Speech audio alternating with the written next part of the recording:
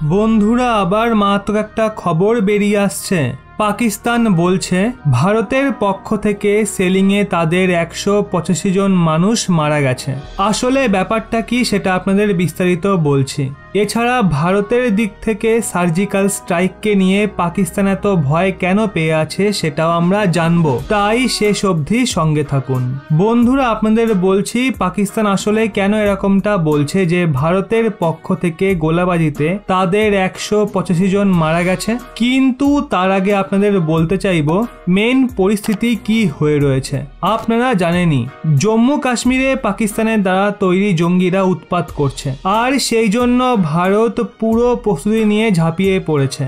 ভারত তার প্যারা স্পেশাল ফোর্সকেও সেখানে নামিয়ে দিয়েছে। কিছুদিন আগে ওখানে সিভিলিয়ান কিলিং হয়েছিল, কাল আবার 2 জন সিভিলিয়ানকে জম্মু কাশ্মীরে আতঙ্কবাদীরা মেরে দিয়েছে।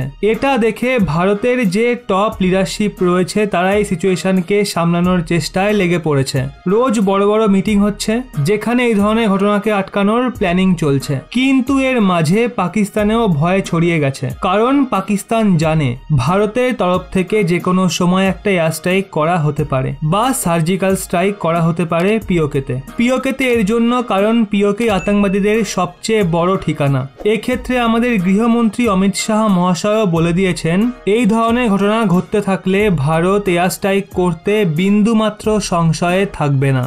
এর জন্য পাকিস্তানেও ভয় ছড়িয়ে গেছে যে ভারতের তরফ থেকে স্ট্রাইক করা হতে পারে, আর এর জন্য তারা এখন ভিকটিম কার্ড খেলা শুরু করেছে। তা দেখাতে চায় পাকিস্তান ধোয়া তুলসী পাতা, যা কিছুই অ্যাগ্রেশন হয় ভারতের তরফ থেকে হয়। আজ্ঞে হ্যাঁ, এই ধরনের ছবি পাকিস্তান দেখাতে চায়। পাকিস্তানের মিডিয়াতে এখন এই ধরনের খবর চলছে যে ভারতের তরফ থেকে সেলিংয়ে পাকিস্তানের প্রায় 185 জন সিভিলিয়ান মারা গেছে।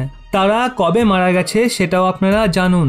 পাকিস্তান এটা বলেছে গত 5 বছরে এমনটা হয়েছে, আর এতে পরিষ্কার বোঝা যায় পাকিস্তান ভিকটিম কার্ড খেলছে আর নিজেকে নির্যাতিত দেখানোর চেষ্টা করছে।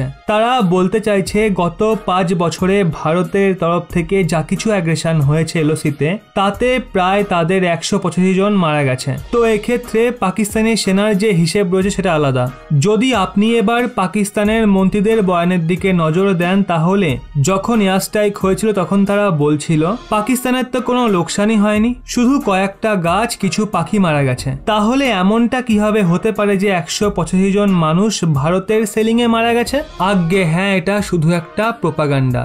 আর আচমকা গত 5 বছরের হিসেব পেশ করা পরিষ্কার দেখিয়ে দেয় পাকিস্তান নিজেকে নির্যাতিত প্রমাণ করতে চায় অন্তর্রাষ্ট্রীয় মঞ্চে, যাতে ওখানে ভারতের ইমেজকে কিছুটা হলেও নিচে নামানো যায়। কিন্তু গোটা দুনিয়া জানে জম্মু কাশ্মীরে পাকিস্তানের আতঙ্কবাদী প্রতিদিন কিভাবে উৎপাত করে, আর বিগত কিছুদিন ধরে তো এই ঘটনা আরও বেড়ে গেছে।